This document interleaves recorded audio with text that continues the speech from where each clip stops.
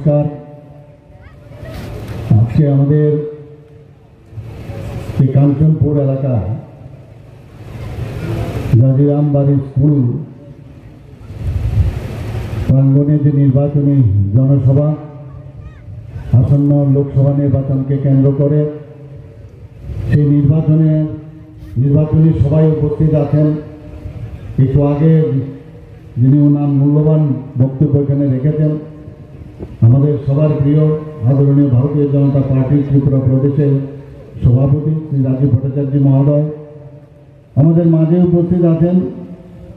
আপনাদের সবার জনপ্রিয় বিধায়ক এই কাঞ্চনপুরের এবং তীব্রামতা দলের শ্রী ফিলিপ রিয়াং মহোদয়, প্রাক্তন মন্ত্রী এবং আইপিএফটি দলের মাননীয় সভাপতি শ্রী প্রেম কুমার রিয়াং মহোদয়, উপস্থিত আছেন আমাদের টিটিএডিসির শ্রী ভবরঞ্জন রিয়াং মহোদয়, আমাদের মাঝে উপস্থিত আছেন ত্রিপুরা প্রদেশ বিজেপির সম্মানিত সাধারণ সম্পাদক শ্রী বিপিন দেববর্মা মহোদয় এবং এই জেলার যিনি ভারতীয় জনতা পার্টির ডিস্ট্রিক্ট প্রেসিডেন্ট শ্রী কাজল দাস মহোদয়, এমডিসি আমাদের সাথে উপস্থিত আছেন দশদার শ্রী শৈলেন্দ্রনাথ মহোদয় এবং একটু আগে এখানে টিআইডিসির চেয়ারম্যান শ্রী নবদুল বণিক স্টেজে ছিল, এখন নিচে আছে এবং আমাদের মাঝে এমডিসি সম্মানিত এমডিসি আমাদের মাঝে উপস্থিত আছেন শ্রী সঞ্জীব রিয়াং মহোদয় এবং যার আজকের সভাপতিত্বে এই জনসভা সবার পরিচিত মুখ শ্রী গৌতম চন্দ্র রায় এই মণ্ডলের মাননীয় সভাপতি। আমাদের মাঝে উপস্থিত আছেন আমাদের বিভিন্ন স্তরের বিজেপির যারা কার্যকর্তারা আছেন, আইপিএফটি দলের কার্যকর্তারা আছেন এবং তীব্রামতা দলের কার্যকর্তারা আছেন এবং এই অঞ্চলের যারা শুধু নাগরিকবৃন্দ এবং মিডিয়া বন্ধুরা, সবাইকে এত রৌদ্রের মধ্যে আপনারা তপ্ত রৌদ্রের মধ্যে আপনারা বসে আছেন এবং আমাদের কথা শুনেছেন এবং শুনছেন, এর জন্য আপনাদেরকে হার্দিক অভিনন্দন ও শুভেচ্ছা জানাচ্ছি। বন্ধুগণ, এখানে বিস্তারিত আলোচনা হয়েছে। ব্রু রিয়াং শরণার্থী বলে আগে আখ্যায়িত করা হতো, এখন আর শরণার্থী নয়, তারাই ত্রিপুরার এখন বসবাসকারী এবং তার জন্য যা যা দরকার আমাদের মাননীয় প্রধানমন্ত্রী নরেন্দ্র মোদীজি এবং আমাদের যশস্বী হোম মিনিস্টার সব করেছেন। এখানে বিস্তারিত আলোচনা করেছেন। এখানে 12টা জায়গায় ওনারা যেন থাকতে পারে তার ব্যবস্থা করা হয়েছে। টাইম টু টাইম আমার কাছে আপনাদের বিধায়ক থেকে, পূর্ব বিধায়ক থেকে, প্রাক্তন মন্ত্রী থেকে আরম্ভ করে অন্যান্য যারা লিডার প্রায় আমার সাথে দেখা করেছেন যে কীভাবে সুন্দরভাবে যে সেটেলমেন্ট করা যায়। আমি 2-3 বার দিল্লিতেও গিয়েছি, সেখানেও মাননীয় আমাদের গৃহমন্ত্রী ওনার সাথেও আমি কথা বলেছি। সমস্যা থাকবে, সমস্যার সমাধান কে করে এটা হচ্ছে সবচেয়ে ইম্পর্টেন্ট। আর এই সমস্যা কে সমাধান করছে? আগে সমস্যা দিয়ে রাখতো পূর্বতন যে কমিউনিস্ট পার্টির দল ছিল, তারা সমস্যাটাকে দিয়ে রাখতো। এর জন্যই 23 বছর ধরে আপনাদের সমস্যায় রেখেছিল, যাতে করে ভোট বাক্সে পরিণত করা যায়। আর ভারতীয় জনতা পার্টির 2018 সনে ক্ষমতায় আসার পর আপনারা দেখুন, এতদিন ধরে কুম্ভীরাস্ত্র আপনারা দেখেছেন, ক্রোকোডাইল টিয়ার্স আপনারা দেখেছেন। বুঝতে হবে এই বিষয়টা যে এই সরকার মোদীজি বারবার বলছেন জনজাতিদের উন্নয়ন আমাদের করতেই হবে, তাছাড়া আমাদের দেশ উন্নয়ন হবে না, সেই দিশায় উনি কাজ করছেন। আমার মনে আছে আমি যখন দিল্লিতে আমি গিয়েছি, আমাদের গৃহমন্ত্রীজি কথায় কথায় কথা হচ্ছিল যে এদের সেটেলমেন্ট নিয়ে এই সমস্যা হচ্ছে। ওনার ভিতরে আমি ফিলিংসটা আমি দেখেছি, বলে আরে ये तो हमारा ही आदमी है भाई, उनको ठीक से हमको सेटलमेंट करना है। এই যে বলার মানে মনে হচ্ছে যে ভিতর থেকে কথা বলছে, এই হচ্ছে আমাদের নেতা, এই হচ্ছে আমাদের নেতা। বারবার আমি ডিএম এসডিএম ওনাদেরকে বলেছি যে যত তাড়াতাড়ি সম্ভব যে বিভিন্ন সমস্যা, এত বড় একটা ঐতিহাসিক একটা চুক্তি হয়েছে, কোয়াড্রিপার্টাইট একটা চুক্তি হয়েছে, তারপর এতদিন ধরে এটাকে তাড়াতাড়ি করে যাতে ত্বরান্বিত করা যায় সেই ব্যবস্থা আমরা করেছি। মানুষ খুব খুশি আছে। আমাদের এই জনজাতিদের উন্নয়ন একমাত্র মোদিজিই করতে পারেন। আমরা জানি যে জনজাতির এত বছর ধরে ইউপিএ গভর্নমেন্ট ছিল, কংগ্রেস সরকার ছিল, কিন্তু কোনো জায়গায় কোনো সরকার তখন আলাদা করে কোনো ডিপার্টমেন্ট বা ট্রাইবেল কোনো মন্ত্রী মিনিস্ট্রি করেনি। এখানে অটলজির সময় সেই ট্রাইবেল মিনিস্ট্রি এখানে তৈরি হয় এবং অটলজিকে আমাদের ভারতীয় জনতা পার্টির সর্বজন প্রিয় আমাদের দেশের প্রধানমন্ত্রী ছিলেন। আমাদের ভারতীয় জনতা পার্টির উনি প্রথম আমরা জানি যে সভাপতিও ছিলেন। উনার যে চিন্তা ভাবনা তাকে আরো সামনে এগিয়ে নিয়ে গেছেন আমাদের প্রধানমন্ত্রী নরেন্দ্র মোদী। নরেন্দ্র মোদী বলছেন আমি গ্যারান্টি দিচ্ছি সব মানুষের সমস্যার সমাধানের আমি গ্যারান্টি দিচ্ছি। এবং এই যে ইলেকশন এর জন্য বলছি গ্যারান্টির এবং তার স্বপ্ন গ্যারান্টি দিচ্ছেন স্বপ্ন পূরণের তার নির্বাচন। আমরা সেই বিষয়ে আমাদের কাজ করতে হবে। এখানে আজকে কাঞ্চনপুরের কি ডেভেলপ হবে, এখানে ধর্মনগরে কি ডেভেলপমেন্ট হবে, পানিসাগরে কি ডেভেলপমেন্ট হবে সেটা না। আজকে দেশ যদি শক্তিশালী হয় তারপর আসবে এখানে কাঞ্চনপুরের কি ডেভেলপমেন্ট হবে, এখানে আর কি কি সুবিধা আমাদের এই ব্রুরিয়ান্স যারা আমার ভাই বোনেরা আছেন তাদেরকে আর কি সুবিধা দেওয়া যায়, তবেই সেটা হবে যখন আমাদের দেশ শক্তিশালী হবে। আর্থসামাজিক উন্নয়ন প্রধানমন্ত্রীজি সেদিন আপনারা নিশ্চয়ই শুনেছেন উনি কি বলেছেন। সে আস্তাবল মাঠে আমাদের বিবেকানন্দ ময়দানে এসে উনি বলেছেন যে আমি 10 বছরে যা করেছি, এত কাজ করার পরে এত কাজ করেছে, তারপরে বলছেন ये तो ट्रेलर है, पिक्चर तो अभी बाकी है বলে গেছে কিনা। তাহলে আমাদের প্রধানমন্ত্রীজিকে যদি আবার তৃতীয়বারের যদি প্রধানমন্ত্রী হন তখন কি হবে একবার ভাবুন আপনি।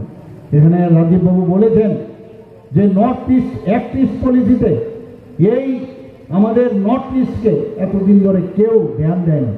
অটলজি তখন বলেছিল যে ইস্ট পলিসি করে উনি বলেছিলেন, আর প্রধানমন্ত্রীজি এসে বলছেন act east policy, look east policy বলেছিলেন অটলজি।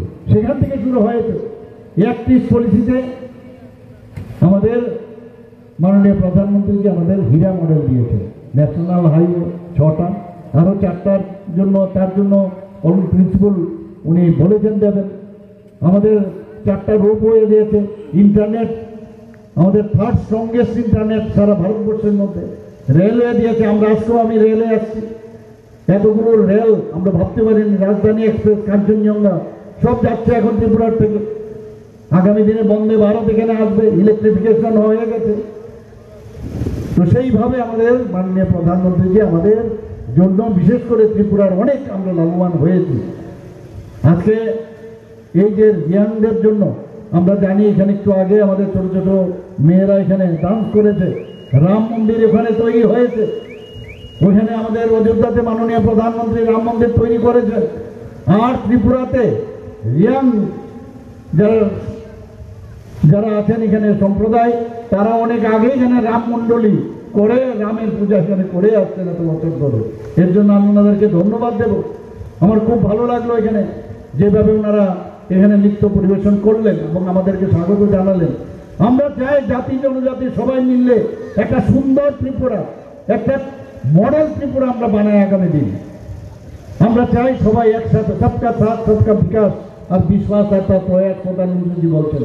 তার রেজাল্ট আমাদের নেক্সট জেনারেশন বা এখানে যারা ওই সময় জীবিত থাকবে, আমরা তো থাকবো না হয়তো, কিন্তু তারা দেখবে তার সুফল 2047-এ যে বিকশিত ভারত। প্রধানমন্ত্রীজি বলছেন আমরা বিশ্ববন্ধু হতে চাই, সারা পৃথিবীর মধ্যে এখন বিশ্ববন্ধু হতে চাই। আমরা জানি উনি সবসময় একটা কথা বলেন যে বসুন্ধরা কুটুম্বকম, অর্থাৎ সমস্ত পৃথিবী আমরা এক ফ্যামিলি, এক ফিউচার, এক ওয়ান আর্থ, একটা পৃথিবী। এই যে বিষয় সবাইকে নিয়ে উনি চলতে চান। কোভিডের সময় আমরা দেখেছি, আমরা ভেবেছিলাম কি হবে এই করোনাকে প্রতিরোধ করতে গিয়ে। উনি যখন বললেন সবাইকে যে আপনারা জনতা কারফিউ লাগু যখন করলেন, সবাইকে বললেন হাততালি দিয়ে যারা ডাক্তার এবং অন্যান্য যারা স্বাস্থ্যকর্মী ছিল তাদেরকে আপনারা ফ্রন্ট রানার দ্বারা তাদেরকে আপনারা ওনাদেরকে সাবাসী দিন। তখনই অনেকে বিরোধী দলেরা অনেক কিছু বলেছিল, কিন্তু আমরা দেখলাম যে প্রধানমন্ত্রীজি সেই আমাদের বাঁচিয়েছেন। বিনামূল্যে আমাদের দুটো ভ্যাকসিন এই ভারতবর্ষের মধ্যেই উনি তৈরি করেছেন এবং আমাদেরকে সেই ভ্যাকসিন দিয়ে বাঁচিয়েছেন। মোদি ভ্যাকসিন নামে তখন কটাক্ষ করেছিল অনেকে বিরোধীরা, কিন্তু আজকে এই মোদি ভ্যাকসিন নিয়ে কিন্তু সবাই ভালো আছে। এই যে বসুধৈব কুটুম্বকম আমি বললাম যে মাননীয় প্রধানমন্ত্রী শুধু ভারতবর্ষে নিজের লোকদেরই খালি ভ্যাকসিন দেননি, বিদেশেও প্রচুর জায়গার মধ্যে বিভিন্ন দেশে প্রায় 200টা দেশের মধ্যে সেই ভ্যাকসিন উনি দিয়েছেন। এর জন্য আমরা দেখেছি G20-তে কিভাবে মাননীয় প্রধানমন্ত্রীজিকে মানুষ কিভাবে রাষ্ট্রপ্রধানরা ওনাকে সম্মান দেন। কেউ মিস্টার বস করে ওনাকে সম্বোধন করেন, কেউ ওনাকে পায়ে ধরে নমস্কার করেন, আমরা দেখেছি এগুলো। তো মোদিজি যেভাবে মানুষকে বাঁচিয়ে রেখেছেন, আমার এখানে বোনেরা এখানে উপস্থিত আছেন, উনি বারবার বলছেন যতক্ষণ ধরে আমাদের মেয়েদের উন্নয়ন না হবে ততদিন ধরে এই দেশ উন্নয়ন হবে না। উনি বলছেন জাতপাতের রাজনীতি বহুত হয়েছে, আমরা জাতপাতের রাজনীতি আর করতে চাই না, কারণ আমাদের কাছে 4টেই জাত আছে। প্রধানমন্ত্রীজি বলছেন একটা হচ্ছে গরিব, একটা হচ্ছে মহিলা, একটা হচ্ছে কৃষক, আরেকটা আমাদের যুবক শ্রেণী, অর্থাৎ 4 জাত হচ্ছে। তাদের যদি আমরা উন্নয়ন করতে পারি তাহলে সবার উন্নয়ন হবে। আমি নিশ্চিত এখানে বিভিন্নভাবে আমাদের এই সরকার আসার পর জনজাতিদের জন্য কি কি করেছেন সেটা বলা হয়েছে, আপনারা শুনে খুশি হবেন। আপনারা জানেন হয়তোবা যে অ্যাক্ট ইস্ট পলিসিতে এই নর্থ ইস্টে কত এখানের মধ্যে বোম ব্লাস্টিং হতো, টেররিস্টদের আনাগোনা আমরা নিজেরা দেখেছি। নিজেদের তো ক্ষতি হয়েছে, পুরো নর্থ ইস্ট এর জন্য ক্ষতিগ্রস্ত হয়েছে। প্রায় 11টা মতো শান্তি চুক্তি আমাদের মাননীয় প্রধানমন্ত্রীজির মার্গদর্শনে হয়েছে। সেদিন তীব্রমতার সাথে আমাদের সেই চুক্তি হয়েছে, আমিও সেই চুক্তিতে আমি ছিলাম। তীব্রমতার ফাউন্ডার যিনি মহারাজা প্রদ্যুৎ কিশোর মাণিক্য বাহাদুর, উনিও ছিলেন সেখানে। আমরা সবাই মিলে আমরা একমত হলাম যে মোদিজি যদি থাকে, এখন বুঝতে পারছে সব জনজাতিরা যে মোদিজি ছাড়া কেউ আর জনজাতিদের জন্য কেউ আর নেই। এর জন্য আজকে এই আগে IPFT ছিল, এখন আমাদের সাথে তীব্রমতা এসছে। নিশ্চয়ই আমরা যে জায়গাগুলো খামতি রয়েছে সেগুলো আমরা দেখব। আমরা একসাথে আমরা চাই যে সবার উন্নয়ন হোক, এবং এই নির্বাচন খুব গুরুত্বপূর্ণ নির্বাচন বন্ধুগণ, কারণ এই নির্বাচন এই তৃতীয়বারের জন্য যদি আমাদের মাননীয় প্রধানমন্ত্রীজি যখন বসবেন তখন দেখবেন উনি বলছেন কি যে এই নির্বাচন আগামী 1000 বছর এই দেশ কোন দিকে যাবে তার নীতি নির্দেশিকা এই তৃতীয়বারের জন্য যখন প্রধানমন্ত্রী হবেন সেটা উনি নির্ধারিত করবেন। বন্ধুগণ, আমাদের উচিত ওনার হাত শক্তিশালী করা উচিত। এবং আমি মনে করি যে এই যে ত্রিপুরাতে আমাদের ভারতীয় জনতা পার্টি, IPFT এবং তীব্রমতা, এই যে 3 শক্তি ত্রিশূল হয়ে আগামী দিন এই যে কমিউনিস্টদের যে এখন যে আপনার ইন্ডিজোট হয়েছে তাদের আমরা প্রতিরোধ করতে পারবো। এবং এই প্রতিরোধ কিভাবে করবেন? একটা আঙ্গুল লাগবে, কিচ্ছু লাগবে না। সেই আঙ্গুল কি করবেন আপনারা? 26শে এপ্রিল আমাদের ফ্যামিলি রাজকন্যা মহারানী কৃতি সিং দেববর্মা মহোদয়কে পদ্ম চিহ্নে আপনারা ভোট দেবেন, আর কিচ্ছু লাগবে না। এবং এই পদ্ম চিহ্ন যখনই ভোট দেবেন সেটা মোদিজির সেখানে 370 যে বলেছে যে ভারতীয় জনতা পার্টি এবং অ্যালায়েন্স পার্টনারের 400, তার মধ্যেই সেই ঝুলিতেই পড়ে যাবে এবং নতুন ভারত আগামী দিন আপনারা দেখতে পারবেন। বন্ধুগণ, আমাদের খুব ইম্পর্টেন্ট, খুব গুরুত্বপূর্ণ আমাদের এই নির্বাচন। আমরা সবসময় ভারতীয় জনতা পার্টি আমরা বলি যে আমাদের কাছে একটা পঞ্চায়েতের ইলেকশন হোক, একটা মিউনিসিপ্যালিটির ইলেকশন হোক, আজকে বিধানসভার ইলেকশন হোক, বা আমাদের পার্লামেন্টের ইলেকশন হয়, সব কটা নির্বাচন আমরা খুব গুরুত্ব সহকারে দেখি। আমরা 365 দিন আমরা কাজ করি, মানুষের সাথে থাকি, আমরা সেবাই আমাদের ধর্ম, আমরা সবসময় মানুষের জন্য কাজ করতে চাই, সেই বিষয়ে আমরা কাজ করছি। বন্ধুগণ, আপনারা জানেন যে সৌভাগ্য স্কিমে এখন পর্যন্ত ত্রিপুরাতে প্রায় 1,32,000 হাজার বাড়িতে বিনামূল্যে বিদ্যুৎ দেওয়া হয়েছে। আমাদের এখানে প্রধানমন্ত্রী আবাস যোজনায় প্রায় 4.5 লক্ষ মানুষকে ঘর উপহার দিয়েছেন মাননীয় প্রধানমন্ত্রী। প্রধানমন্ত্রী কিষাণ সম্মান নিধি প্রকল্পে প্রায় 2,50,000 কৃষককে প্রায় 685 কোটি টাকা সহায়তা দেওয়া হয়েছে। এখানে বলা হয় যে প্রধানমন্ত্রী জন আরোগ্য যোজনা, এটা নিয়ে সারা পৃথিবীর মধ্যে আলোচনা যে এত বড় একটা যোজনা মাননীয় প্রধানমন্ত্রী কি করে করে। এবং সেই যোজনায় ত্রিপুরাতে আমাদের টার্গেট ছিল 13.5 লক্ষ থেকে 14 লক্ষর মতো আয়ুষ্মান কার্ড দেব। তাতে করে প্রায় 5.12 লক্ষ পরিবারকে এই প্রধানমন্ত্রী জন আরোগ্য যোজনায় আমরা সেই কাভারেজে আমরা আসছি। এখানে আমাদের সভাপতিজি বলেছেন যে যখন আমি দেখলাম আমার এখানে প্রায় মানুষ আসে, এবং যখন আসে আমি দেখি বেশিরভাগ ক্ষেত্রেই বিভিন্ন বিষয় নিয়ে আসে। যখন আসে স্বাস্থ্য সম্পর্কিত সমস্যা নিয়ে আসে। যখন আমি দেখলাম যে সবাইকে সব হেল্প করা যায় না, তখন আমি আমাদের যিনি অর্থমন্ত্রী ওনার সাথে কথা বললাম, এবং বাজেটে আমরা মুখ্যমন্ত্রী জন আরোগ্য যোজনায় আমরা সারা ত্রিপুরাতে কোনো ক্যাপিং নেই। এটা ভারতবর্ষের মধ্যে প্রথম একটা রাজ্য যেখানে যারাই আছেন মঞ্চে বা নিচে সবার জন্য এই মুখ্যমন্ত্রী জন আরোগ্য যোজনায় সবাই কাভারেজ যেখানে আছে। বন্ধুগণ, আমরা জানেন যে 2 লক্ষ টাকা করে আমরা সামাজিক ভাতা দিই। প্রায় 33 প্রকারের আমাদের সামাজিক ভাতা আছে। 2,000 টাকা করে আমরা সামাজিক ভাতা দিচ্ছি। এতে করে আমি যখন বিভিন্ন প্রদেশের মুখ্যমন্ত্রীদের সাথে কথা হয়, ভারতবর্ষে আর কোথাও 2,000 টাকা করে সামাজিক ভাতা দেওয়া হয় না, সেটা একমাত্র ত্রিপুরাতে এখানে দেওয়া হয়। বন্ধুগণ, আমরা দেখি এখানে আমি যখন নেশাকের মিটিংয়ে আমি যাই, ওখানকার মুখ্যমন্ত্রী আমাদের অষ্টলক্ষ্মী প্রধানমন্ত্রী যে নাম নিয়েছেন, সমস্ত মুখ্যমন্ত্রীরা এখন বলছেন যে এতদিন বাদে মনে হচ্ছে আমরা ভারতবর্ষে আছি। কোথায় আছি আগে এতদিন বুঝতাম না, আমরা কি ভারতবর্ষে আছি কি ভারতবর্ষে নেই? সমস্ত টেররিস্ট চারিদিকে বোম ব্লাস্টিং এই শুরু ছিল, কিন্তু এখন বলছে উই ফিল গুড। এখন মনে হচ্ছে হাম লোক সব ঠিক।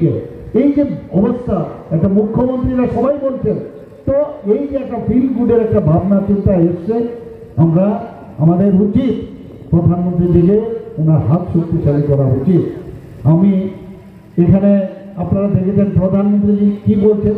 প্রধানমন্ত্রীজি বলছেন দেশকে আগে ভালোবাসতে হবে, দেশ যদি টিকে তবেই সব ঠিক, এরপর পার্টি, এরপর নিজে। এই যে বিষয়, তার কতগুলো উদাহরণ আপনাদের সামনে আমি রাখছি। প্রধানমন্ত্রীজি কি বলছেন? প্রধানমন্ত্রীজি বলছেন মেরে মাটি মেরা দেশ। আমরা শুনেছি কিনা এই স্লোগানটা? আমরা শুনেছি।